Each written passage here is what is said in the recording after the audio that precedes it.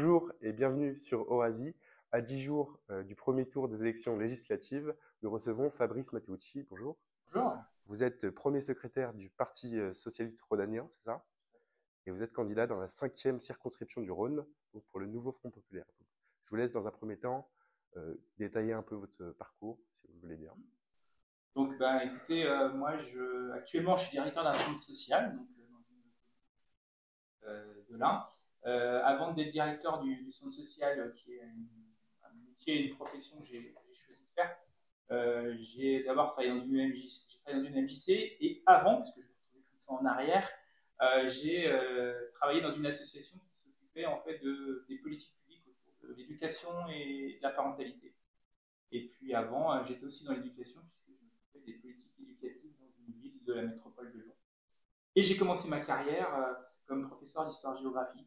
Voilà, comme quoi on peut démarrer une carrière comme professeur d'histoire-géographie et aller devenir directeur d'un centre social, voilà, par choix et parce que je me retrouve fondamentalement dans l'éducation populaire.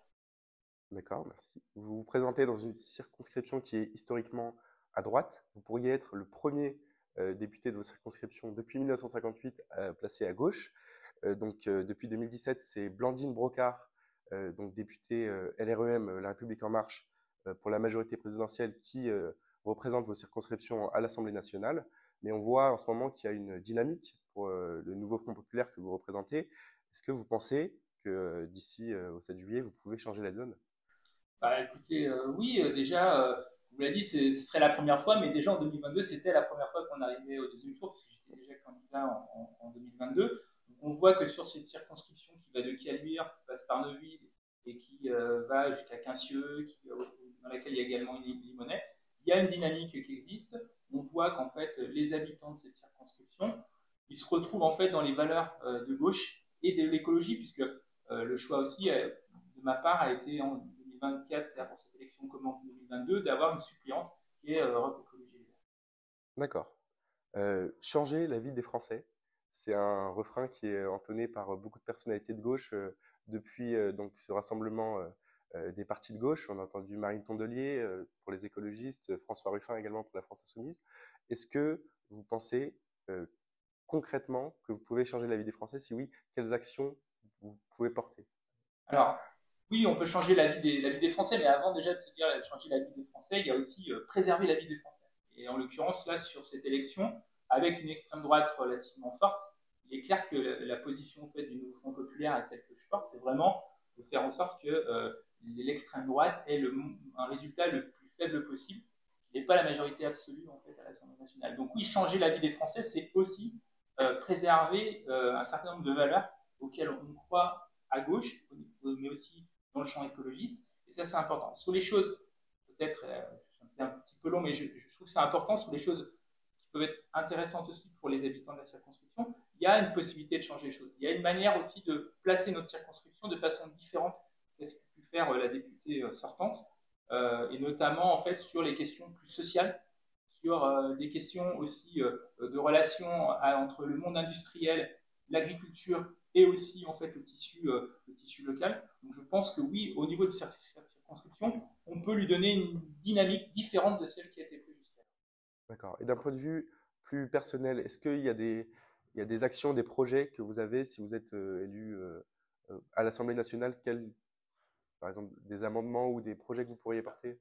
Oui, il y a des projets dans lesquels je me retrouve ou des grands domaines. Alors c'est sûr qu'en ayant une sensibilité sur la question de l'éducation populaire, du monde associatif, il est clair que j'aurai un engagement fort sur ces sujets-là, parce que je pense que une société où le monde associatif il est fragilisé, où la place des bénévoles est mise en question de façon permanente, et les associations qui jouent aussi un rôle important dans nos territoires pour aussi combler la disparition du service public.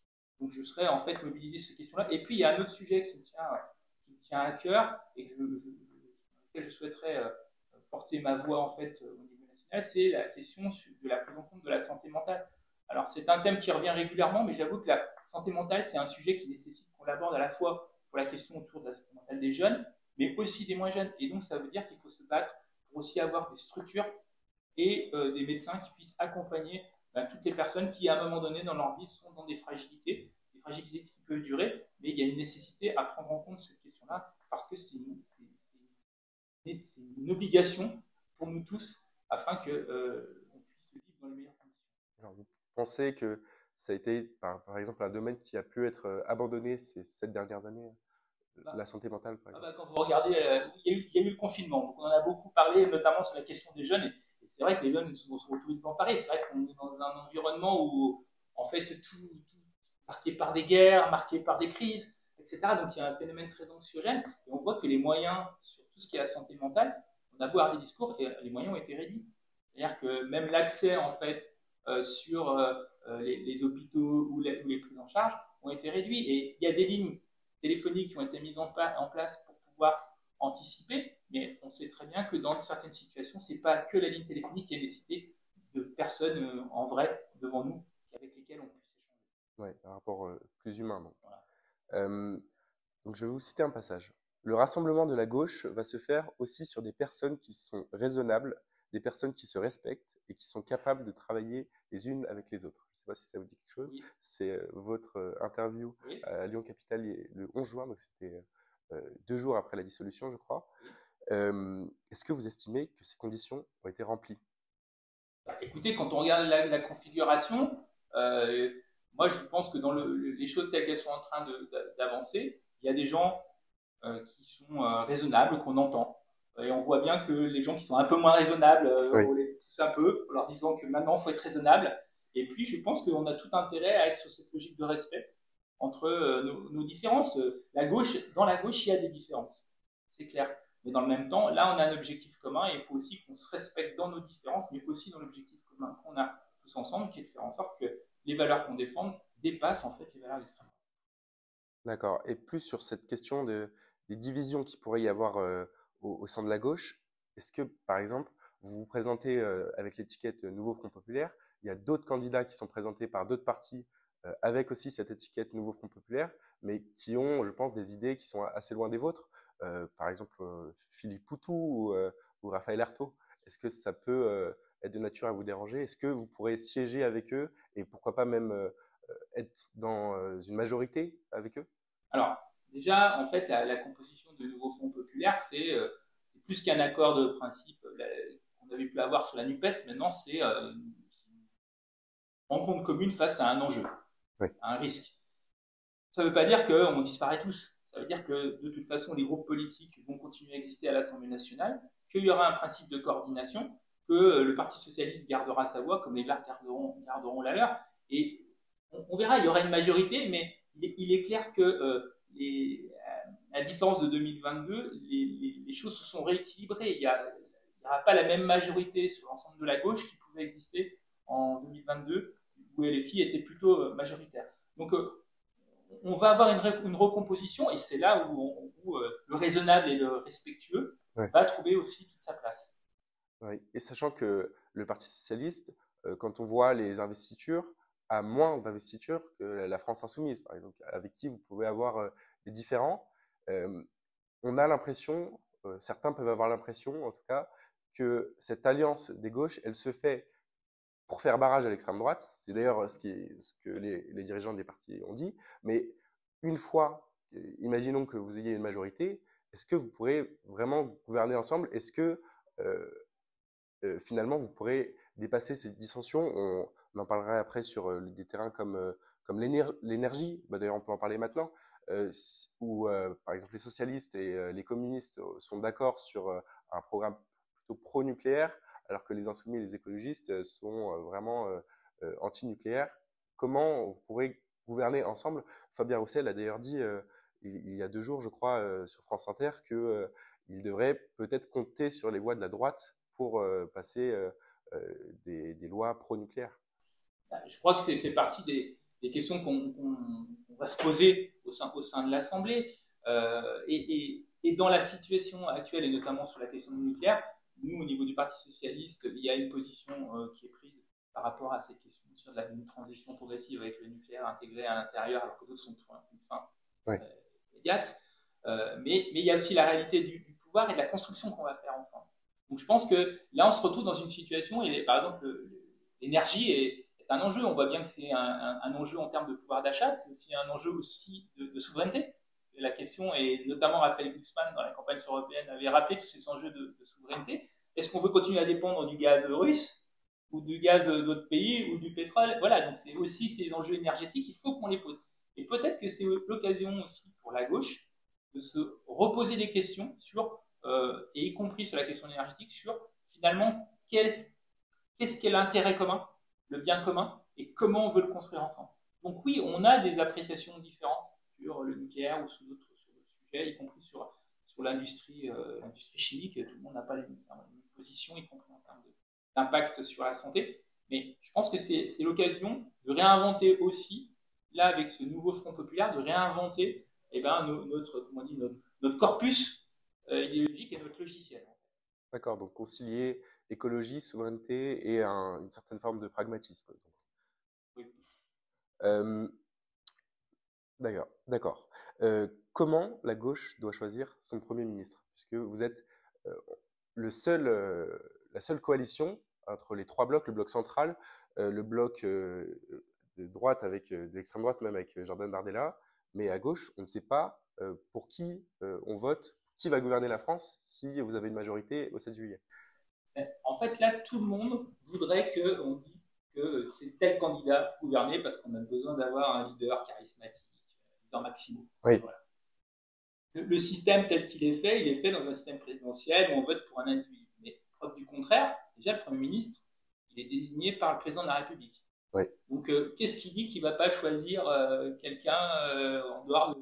Oui, mais il y a une coutume qui fait que oui, mais est-ce qu'on ne peut pas réinterroger les coutumes? Voilà, on peut se poser la question. Alors vous allez me dire, oui, mais ça va nous entraîner sur les réformes, la Constitution. Bah ouais, mais changeons nos pratiques. Soyons pragmatiques aussi. Et derrière ça, ça veut dire aussi que, par exemple, sur ce sujet-là, le président peut proposer, demander en fait à quelqu'un, désigner quelqu'un comme Premier ministre, il accepte ou il n'accepte pas. Mais il y a une question qui va jouer au niveau du groupe. Et en fonction du résultat des élections législatives, du poids que va représenter le PS, les Verts, le PC, la France Insoumise, il y a un enjeu qui va se poser de représentation finalement de cet idéal-là. Mais sauf que, en fait, nous, on est des députés, on est élus pour faire les lois. Le Premier ministre, il est désigné pour gouverner la France et pour aussi accompagner les lois. Mais comme l'a dit Raphaël Glucksmann, je prends cet exemple, il a proposé aussi d'autres personnes. Qui est-ce qui dit que on n'a jamais dit qu'il fallait absolument que ce soit Jean-Luc Mélenchon qui soit Premier ministre. Vous pourriez vous opposer étant député, vous pourriez ne pas siéger avec la majorité si Jean-Luc Mélenchon est Premier ministre? Mais rien ne dit que Jean-Luc Mélenchon sera Premier ministre. Donc moi, je ne me pose même pas la question de savoir si je siège ou je ne siège pas. La question, c'est je siège. C'est quand même le chef de file du parti qui a les chances d'être majoritaire. Mélenchon.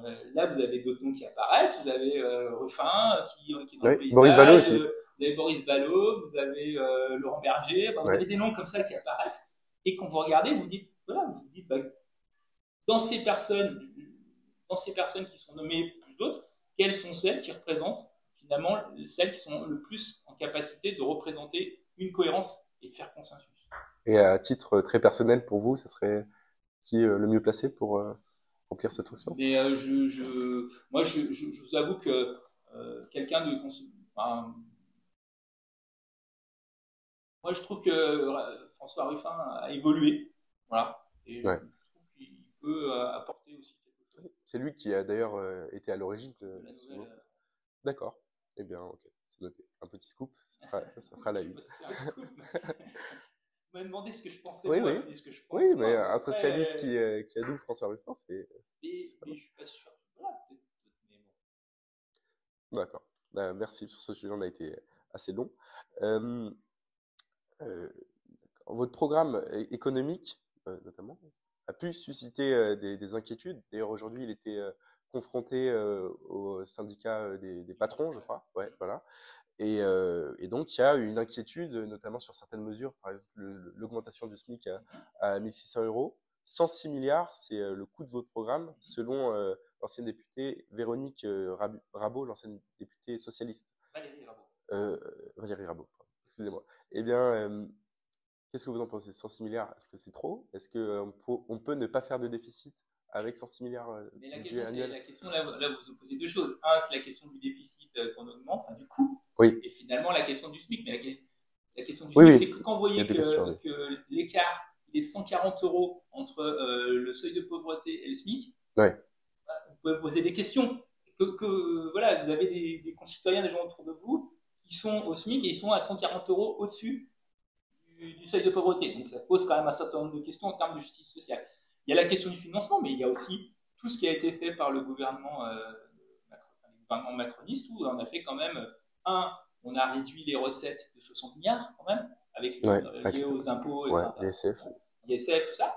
On a aussi, alors, accompagné aussi, fait des cadeaux aux entreprises, quand même. Bon, alors certes, pour soutenir la productivité, mais on voit que le retour sur investissement, il est quand même pas là. Donc, je pense quand même que dans ce système-là, augmenter le SMIC, ça permet aussi, si on veut avoir une approche économique, ça permet aussi d'engendrer de la consommation.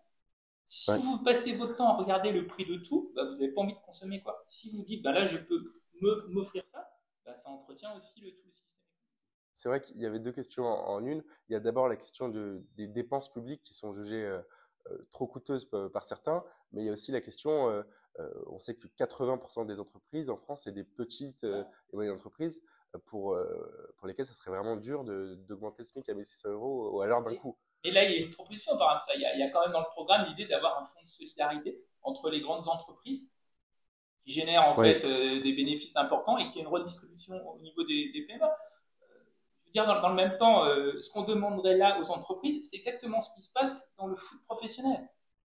On demande au foot professionnel de financer le football amateur. Alors, il ne le fait pas toujours bien, on est d'accord, mais il y a aussi... Alors, d'autres avaient appelé ça le ruissellement. Mais ce que je veux dire, à un moment donné, les grandes entreprises, elles ont besoin des petites entreprises.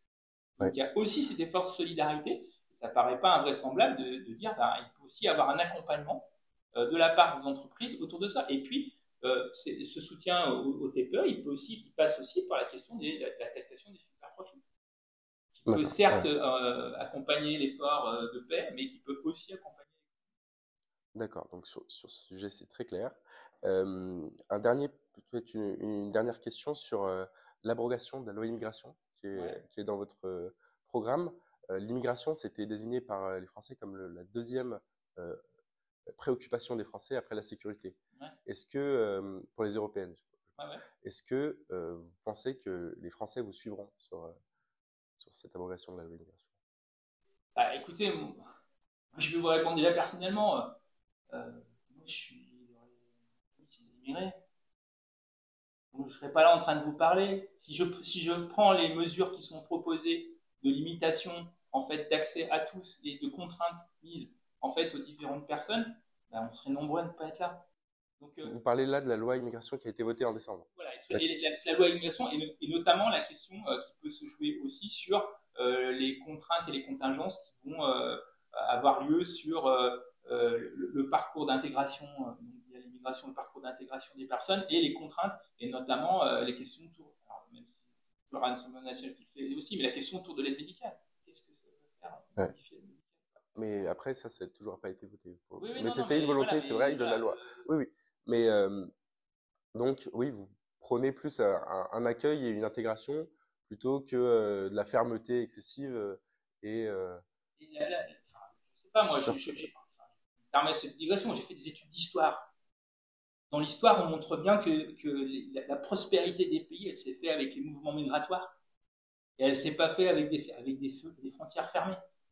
Elle s'est faite parce qu'il y avait des mouvements de population, parce que il y avait toute la révolution industrielle en France, elle s'est faite par l'arrivée des populations immigrées italiennes, polonaises et africaines et d'autres. Il n'y aurait pas eu de dynamique. Comment vous expliquez alors qu'il y a une partie, même une majorité, selon certains sondages, de Français qui sont sceptiques face à cette immigration? Vous pensez que peut-être que les médias ont un rôle à jouer dans cette stigmatisation des immigrés? Écoutez, oui, enfin, je pense que quand même un petit peu. Voilà, et que de toute façon, quand vous regardez, vous prenez les médias, vous lisez la presse, vous avez toujours droit à votre petite phrase qui dit que telle chose s'est passée à cause de telle personne qui est dans telle condition.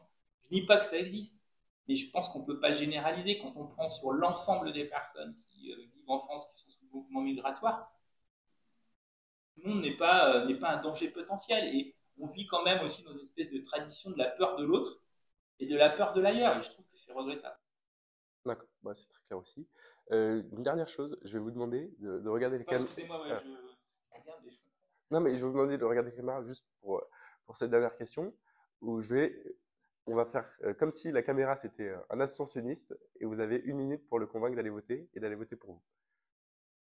Un abstentionniste. Bon. Alors, quel avenir vous voulez? Un avenir, en fait, où tout est fermé, où vos libertés sont menacées, ou est-ce que vous voulez continuer à pouvoir vivre au quotidien, à pouvoir vous déplacer, à pouvoir être ce que vous êtes? Et puis surtout, ok, l'abstention, c'est quelque chose qui existe. Moi aussi, j'étais jeune, moi aussi, j'étais abstentionniste dans mon parcours. Mais je pense que maintenant, il est important de pouvoir s'exprimer et de penser que, en fait, il faut qu'on dise non à des idées qui ne sont pas des idées humanistes. Voilà, je ne sais pas si je vous ai convaincu, mais en tous les cas, j'aurais essayé. Merci, Fabrice Matteucci. Merci à vous.